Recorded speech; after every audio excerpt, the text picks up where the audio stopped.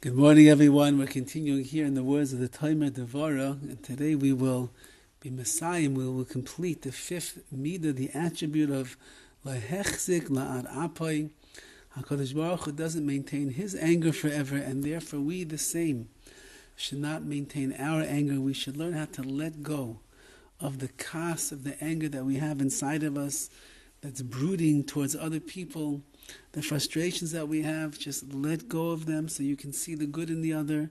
And in that way, when people who know that really you should be upset with them, and you're justified to be angry with them, and yet you behave in a kind and a generous and a gentle manner, that opens up the pathways for them to do tshuva, to repair themselves, to elevate themselves, and have much greater midas, character traits than they ever had before.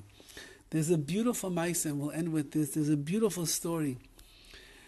In the old Kamenetz yeshiva, we're going back, talking about maybe 60, 70 years. One of the great yeshivas in Chedarim that there were in Eretz Yisrael in Yerushalayim, and the Menayel, the head of that yeshiva, was of Aryeh Levine, Zecher Tzadik Kodesh DEVORAH. He was a master machanech, an educator, a teacher, an oyev Yisrael, his tremendous love of Klal Yisrael. He never saw the bad in a single Jew. He only saw the good that was there. So the story goes as follows. There was a boy in the cheder, in the young school, who was from a very poor family. They barely had food in the house, and the only solid meal that he would have is the meal that the cheder, that the yeshiva served to them every day for lunch. So breakfast, he had a little bit, maybe a little bit of bread. For dinner, when he would come home, there was a little bit of food, but his main meal was the meal that the yeshiva served every day for lunch. Well, every once in a while, when a wealthy benefactor would come along and want to treat the boys to something special, they would end up donating a gigantic pot of chocolate pudding. And this chocolate pudding would have to last for all the boys that were in the yeshiva, and it was really a treat. It was almost like a yom tov for them. That's how excited they were. This particular boy, let's call him Yankee. Yankee loved chocolate pudding. He loved it more than anything in the world. And when he walked into the lunchroom that day and he saw the big vat of chocolate pudding, he got so excited. He went right away, filled up his bowl. There was a chef that was serving it, and he served him a bowl of chocolate pudding. Before the kid could even get back to his seat, he'd already said a bracha, and he gobbled down the bowl as fast as possible. He loved it so much. He decided he wants to get seconds. But in the yeshiva there, they didn't have seconds. They were lucky if they got firsts. But he loved chocolate pudding so much, he decided, I'm going in for seconds. He gets back in the line. He works his way through. He gets right in front of the chef who's serving, and he says, "Didn't I give you already?" He says, "No." "Didn't I already give you?" "Oh, please, please." And he sticks his bowl in front of the chef's face with those puppy dog eyes, and with a grunt and a huff, the chef dishes him out. He says, "Come on, here's one more. Now get out of here." And the boy goes back, and even before he sits down, he has devoured his chocolate pudding already. Now he's like, I got to get another one. I want one more bowl of chocolate pudding. But how am I going to get one more bowl of chocolate pudding? Already two. That was almost impossible.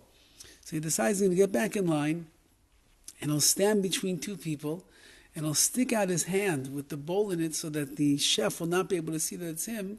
And then he'll get one more bowl of chocolate pudding.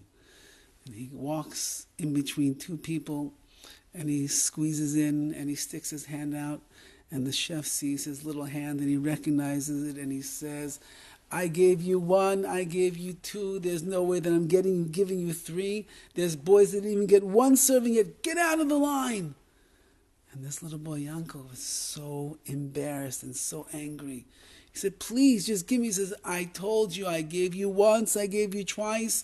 There's boys that didn't even get yet. Get out of the line. I'm not giving you any more." And Yankel says, "Really? Is that how it's going to be?" And he jumps up on the table where the pot is, and with all of his strength, he turns the pot upside down and spills the chocolate pudding everywhere on the table. And he says, "If I'm not getting chocolate pudding, no one's getting chocolate pudding." And then he runs out. And as he's running, the chef is running after him. He says, "Oh, Yankel, you're going to see when I tell the Manal, Rabbi Levine, you're going to see what's going to happen to you now that you lost everybody the chance to have the chocolate pudding."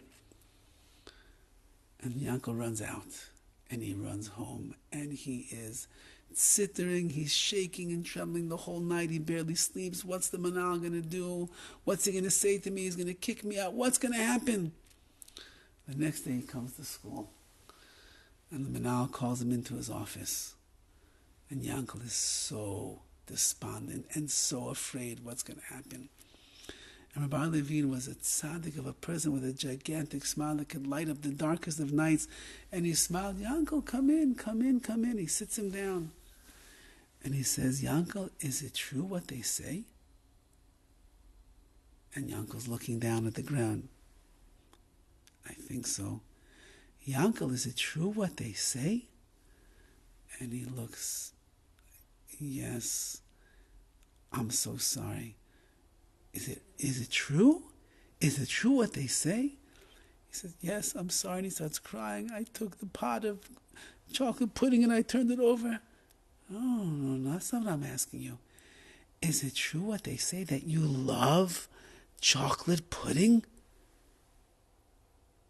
And Yankel looks up, "Huh? Is it true? Do you love chocolate pudding?" And he looks at him with a little smile on his face and he says, "Yes, I really do." And Rabbi Levine looks at him with a sparkle in his eye and he says, "Guess what? So do I."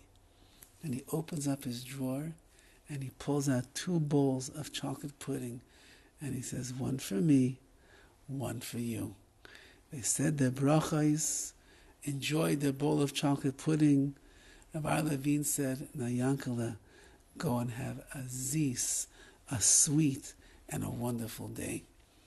And of course, Yankel went on to have the greatest day of his life and have a wonderful life and realize that's what chinuch, that's what it means to be a Rebbe, to be a teacher, to be someone who's in charge. You don't show anger. On the other hand, you show ava, you show love, and through the love, you bring people closer to you. May we be zeicha that we inculcate these beautiful midas of HaKadosh Baruch into our own lives. Lehichsig la'arapa, we don't hold on to our anger, we just let go. And when we let go and we embrace the people that are around us, that will be the greatest gift that we can give to the ones that we love. Have a wonderful day.